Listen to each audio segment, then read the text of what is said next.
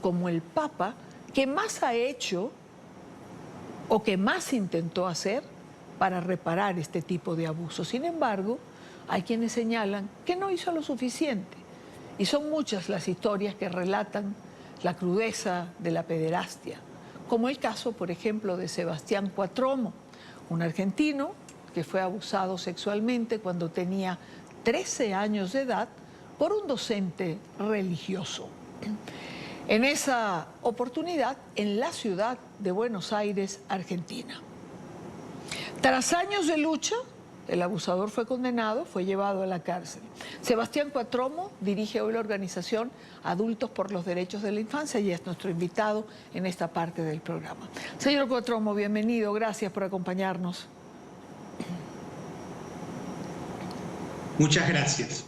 Gracias a usted por el tiempo y por atendernos dentro de la circunstancia que nos ocupa. Evidentemente su historia personal o una historia personal como la suya marca para toda la vida, para mal y para bien, porque usted logró hacer de su historia, de su evento personal, una transformación para ayudar a otros, ¿cierto? Sí, en mi caso pude lograr darle ese sentido a mi historia de dolor y de lucha de muchos años como víctima de abuso sexual en la infancia, y hoy soy una persona adulta que tengo la alegría de estar junto con Silvia Piceda al frente de una asociación civil que se llama Adultos por los Derechos de la Infancia, con la cual tenemos 13 años de trayectoria pública en Argentina, también en otras partes de América Latina. El año pasado hemos estado allí en Bogotá, Colombia, en la primera cumbre mundial sobre este tema que organizó Naciones Unidas. Hemos estado en Europa, en el norte de África. Es decir, he logrado que mi historia realmente sirva, ayude a otros, a otras sobrevivientes, y como parte de un movimiento plural y colectivo, también que nuestras historias sirvan para cambiar la suerte de la infancia de hoy, de la del presente. Así que haberle podido dar esos sentidos transformadores hacia lo colectivo y hacia lo social a mi historia ha sido algo que me costó mucho. Primero muchos años de dolor y otros de lucha en búsqueda de reparación y justicia en el terreno legal, pero realmente hoy son el eje de mi vida como adulto. Entiendo que le costó, bueno, primero poder hablar de ello, luego lidiar en tribunales unos 12 años y solo hasta 23 años después, entiendo que se consiguió un pronunciamiento, una sentencia para quien abusó de usted. Así es, yo fui víctima de este delito cuando tenía 13 años de edad y lo padecí en una escuela de la ciudad de Buenos Aires llamada Marianista, que es un colegio católico, donde mi abusador, al igual que en el caso de otros niños, compañeros míos y alumnos de este colegio, fue un hermano marianista, un religioso y docente llamado Fernando Picciocchi. Y en mi caso, como en el de tantas víctimas de abuso sexual en la infancia, en el de tantas niñas, niños y adolescentes, algo que me tocó sufrir fue el hecho de sobrellevarlo en silencio, el no poder ponerle palabras, el no poder compartirlo con nadie, el no sentir confianza en los adultos que me rodeaban en aquel momento, ni en ese colegio marianista, ni en mi familia, ni en la sociedad en general. Yo realmente sentía que no había contexto, que no había condiciones que me hicieran sentir que yo podía compartir y pedir ayuda ante lo que estaba sufriendo. Y lo cierto es que en mi caso pude empezar a ponerle palabras a todo ese trauma 10 años después, a los 23 años de edad, y en ese momento sentí con mucha claridad que lo que me había pasado era un delito y que eso, entre otras cosas, justificaba el tratar de buscar reparación y justicia en el terreno legal. Y así fue como en el año 2000, en la ciudad de Buenos Aires, presenté una denuncia penal por los abusos que había sufrido en mi infancia en ese colegio marianista, y esa denuncia luego me significó 12 años largos de lucha, hasta que en el año 2012, y teniendo 36 años de edad, logré llegar a un juicio oral y público que terminó con la condena de quien había sido mi abusador y de otros niños en aquel colegio marianista, el ahora ex hermano marianista Fernando Picciocchi, por el delito de corrupción de menores calificada reiterada. Y fue en ese contexto de aquel juicio oral y público, que fue una instancia para mí muy reparatoria, cuando hice pública mi historia por primera vez, haciendo notas con distintos medios periodísticos, con el sueño y con el anhelo de que mi historia pudiera trascender desde lo individual hacia lo colectivo. Y así fue como en el 2012 empezó este otro camino que ya tiene 13 años de construcción pública y que me lleva a esta hermosa realidad de lo que soy la Asociación Civil Adultos por los Derechos de la Infancia. Ahora, la pregunta, señor Cuatromo, es, ¿el Papa Francisco hizo lo suficiente para reconocer, reparar, solucionar este drama que se origina por estos abusos? A nuestro criterio, y también en el criterio compartido por víctimas y luchadores de distintas partes del mundo, lamentablemente tengo que decir que no. Y ahí, por ejemplo, algo también de mi historia, que también públicamente lo comparto desde hace años, inclusive desde antes de que Bergoglio fuera designado como Papa, porque como les decía recién, yo hice pública mi historia por primera vez en el año 2012, y en ese momento todavía Bergoglio no había sido designado Papa, fue al año siguiente. Y es que, por ejemplo, en ese largo camino en búsqueda de reparación y justicia que llevé adelante en la ciudad de Buenos Aires, también luché para que el colegio marianista tuviera que asumir su responsabilidad civil por este delito, ante quienes habíamos sido las víctimas. Y allí me encontré con un colegio y con una congregación religiosa, la de los hermanos marianistas, que lo que pretendía era comprar el silencio de quienes habíamos sido las víctimas. Así de burdo, así de inaceptable. Y esa situación que estoy contando ocurrió a fines de 2001 y en el año 2002 en la ciudad de Buenos Aires. Yo, entre otras cosas, la denuncié en múltiples lugares, entre ellos la Defensoría del Pueblo de la ciudad de Buenos Aires, que terminó sacando una resolución muy firme, muy clara, a favor de mi situación de no aceptar tamaña barbaridad de que la institución donde había sido víctima me ofrecía a mí a las otras víctimas asumir su responsabilidad civil, pero a cambio de que las víctimas nos comprometiéramos a guardar silencio. Esa situación a mediados del año 2002 yo la denuncié en el arzobispado de la ciudad de Buenos Aires, que en ese momento estaba encabezado por el entonces cardenal Jorge Bergoglio. Y lo que a mí me sucedió es que concurrí a la sede del arzobispado de la ciudad de Buenos Aires, me atendió un secretario del entonces cardenal Bergoglio, el padre Martín García Aguirre,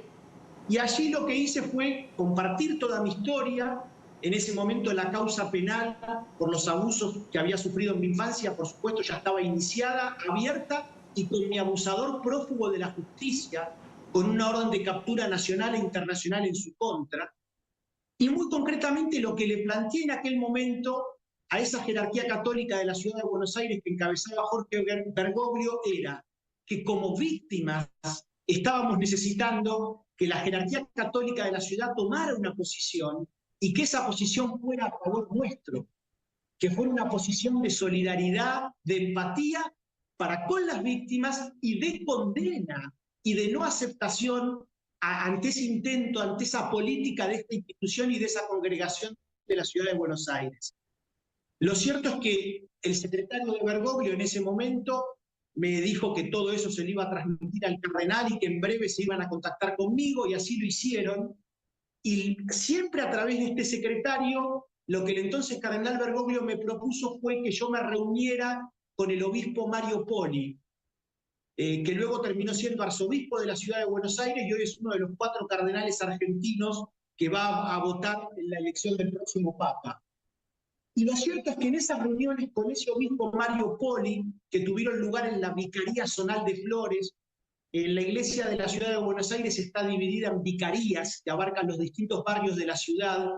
y la Vicaría Zonal del barrio de Flores, el barrio de Flores es un barrio vecino al de Caballito, que es donde está el colegio marianista. Y en esas reuniones con el entonces obispo Mario Poli, que actuaba en representación del arzobispo que era Bergoglio, la respuesta que recibí de esa jerarquía era que ellos avalaban la actitud de esta institución. Es decir, muy lejos de ponerse del lado de las víctimas, de nuestro dolor, de nuestra necesidad de comprensión, de empatía, la respuesta fue que ellos avalaban la actitud de ese colegio que al fin y al cabo estaba tratando de asumir su responsabilidad por abusos que habían ocurrido más de una década atrás. Bergoglio nunca se molestó en tratar de conectarme a mí personalmente, en convocarme a una reunión con él. Siempre delegó todas esas gestiones, en este caso en este obispo Mario Poli. Y lo cierto es que además ese aval tan inaceptable de aquel arzobispado de la ciudad de Buenos Aires también fue transmitido por este obispo Mario Poli de una manera profundamente arrogante, haciéndome sentir una clara diferencia de poder entre ellos como jerarquía católica y ese joven que yo era, entre otras cosas un joven que estaba luchando en una gran soledad por reparación y justicia por esos abusos de los que había sido víctima en mi infancia, transmitiéndome una gran subestimación de la gravedad del delito del que estábamos hablando. Esa fue mi experiencia en el 2002. Ahora, señor Cuatromo, cuando Francisco es elegido papa, en estos años nunca tuvo usted la oportunidad de verle, nunca estuvo en alguno de esos encuentros que el Papa, que Francisco tuvo con víctimas de abuso. Y como les decía, cuando hago pública mi historia fue en el año 2012, y entre otros, y en distintas notas de prensa, todo este hecho vinculado con aquel intento de silenciamiento del que había sido víctima y aquella complicidad de la jerarquía católica de la ciudad de Buenos Aires apareció en distintas notas de prensa en el 2012. A partir de marzo del 2013, cuando fue designado papa, públicamente, desde el primer momento y a través de distintas notas periodísticas con medios de Argentina y también de otras partes del mundo, claramente lo invité al Papa Francisco a que lo que a nuestro criterio tenía que hacer era convocarme a mí y a las otras víctimas de la Argentina. Convocarnos. Y sobre todo a quienes además habíamos tenido malas experiencias con él. Y que al hacer eso iba a estar demostrando simbólica y concretamente que realmente había un Papa que venía dispuesto a cambiar esta historia, que venía dispuesto a marcar un antes y un después en relación con las nefastas políticas que las jerarquías católicas habían seguido con respecto a las víctimas de abuso a lo largo de la historia, haciéndose cargo de esta historia en primera persona, que por supuesto es lo más complejo y es lo más difícil, asumir esas historias que te interpelan por lo que vos hiciste y por lo que vos omitiste. Bueno, esta invitación y este desafío público en más de 12 años de papado nunca tuvo lugar. Nunca tuvo una respuesta por parte del Papa argentino. Y reitero, a lo largo de 12 años de papado, en mi caso, en distintas oportunidades y a través de distintos medios periodísticos, inclusive en gestiones extraoficiales, a través de cartas, jamás hubo una respuesta. Y de hecho, cuando se cumplieron 10 años del papado de Francisco, justo nos tocó estar como asociación civil haciendo una gira por Europa, y en Roma, cuando se cumplían sus 10 años de papado, brindamos una conferencia de prensa internacional en la sede de la Asociación de la Prensa Extranjera en Roma, donde claramente compartimos lo que había pasado con mi historia y lo que había sucedido a lo largo de una década de papado de Francisco con las víctimas de la Argentina y con este tan doloroso ninguneo, con esta tan dolorosa negación a siquiera recibirnos públicamente y a tener un diálogo y un encuentro con nosotros y con nosotras. Mucha gente en un momento pensó, Sebastián, que podía Francisco hacer una diferencia. Evidentemente por su respuesta, para usted no. ¿Sigue siendo esta una deuda pendiente de la Iglesia? Sí, por supuesto.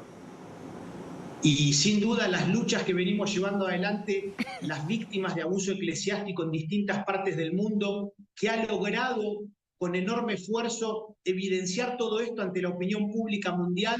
ha generado un contexto y una situación que ya no tiene vuelta atrás, que de hecho, por supuesto, es algo que ha interpelado críticamente a los antecesores de Francisco, y lo mismo va a suceder con quienes lo reemplacen ahora,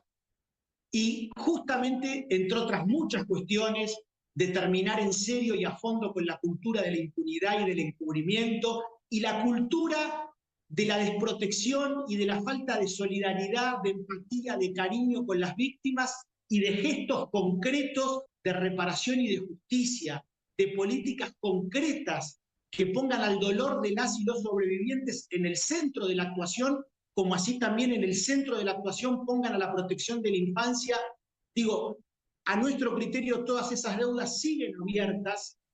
y sin duda, entre otras cosas, esa presencia que las y los sobrevivientes hemos logrado ante la opinión pública mundial ya no tiene vuelta atrás y va a seguir estando, e inclusive según nuestra mirada va a seguir creciendo, y va a ser algo que siempre va a estar ahí como un gran recordatorio, como ese gran desafío de estas deudas tan dolorosas que siguen abiertas, y esto desde nuestro lugar en particular decimos, y para las cuales a su vez, según nuestra mirada, nunca es tarde, nunca será tarde, porque nunca es tarde para reparar. Eso lo puedo decir como sobreviviente y ya con un camino de actuación pública con sobrevivientes de abuso en general, mucho más allá de lo eclesiástico. Recordando además que donde más sucede el abuso es intrafamiliarmente.